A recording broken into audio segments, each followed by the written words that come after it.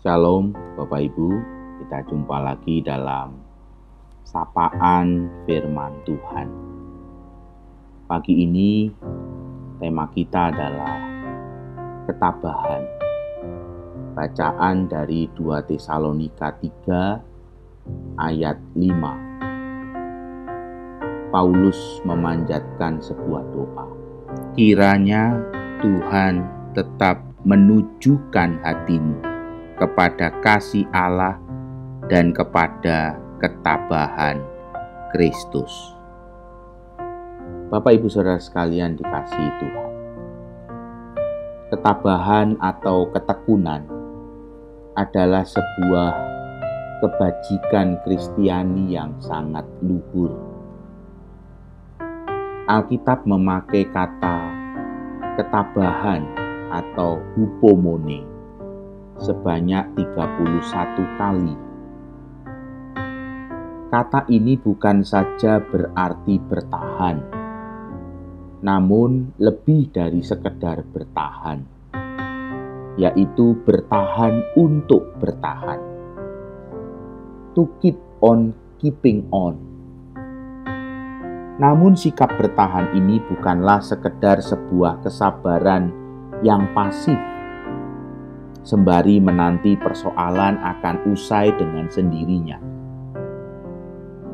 Seiring dengan berjalannya waktu, ketabahan adalah sebuah sikap aktif yang bersedia berjalan maju dan memperjuangkan apa yang kita yakini sebagai kebenaran, sebagai iman. Hupomone atau ketabahan bukanlah keputusan untuk membelakangi badai dan berlindung di balik punggung orang lain. Melainkan ketabahan adalah keputusan untuk berjalan di dalam dan melawan badai. Ketabahan juga bukan iman pelari jarak pendek atau sprint yang begitu bertenaga namun cepat pula kehabisan tenaga. Ketabahan ialah iman dari pelari maraton yang mungkin tidak cepat lajunya, namun konstan, lama, dan tidak sudi berhenti jika belum sampai pada tujuan. Ada sebuah sejarah di dalam lari maraton. Tampaknya kita bisa bicara dan belajar soal ketabahan dari seorang pelari maraton yang memasuki garis finishnya, garis akhir, sekalipun dia sudah ditinggal oleh sekian banyak pelari. Salah satunya adalah seorang pelari maraton, seorang veteran perang Vietnam yang bernama Bob Wieland, yang mengikuti New York City Marathon pada tahun 1986 dan membutuhkan waktu untuk menyelesaikan lari maraton itu 4 hari, 2 jam, 47 menit, dan 17 detik. Tentu sebagai orang yang terakhir, Bob Wieland mencapai garis akhir. Sungguh maraton yang terlama di sepanjang sejarah. Tetapi kita perlu tahu apa yang membuat Bob Wieland membutuhkan waktu begitu panjang.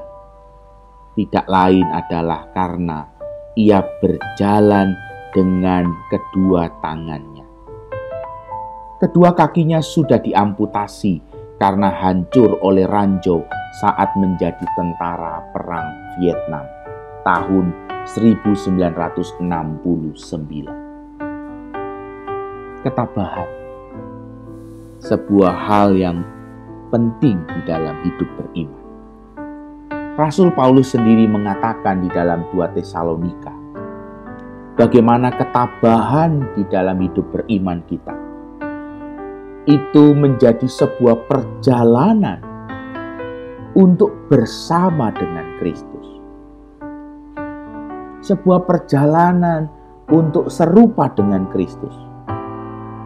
Karena itu di dalam doanya, di dalam 2 Tesalonika 3 ayat 5, Rasul Paulus mengatakan, kiranya Tuhan tetap menunjukkan hatimu kepada kasih Allah. Hati yang tertuju kepada kasih Allah itu akan berlanjut kepada ketabahan Kristus. Bapak, Ibu, Saudara sekalian, kasih Tuhan. Situasi akhir-akhir ini mengajak kita untuk belajar tentang ketabahan.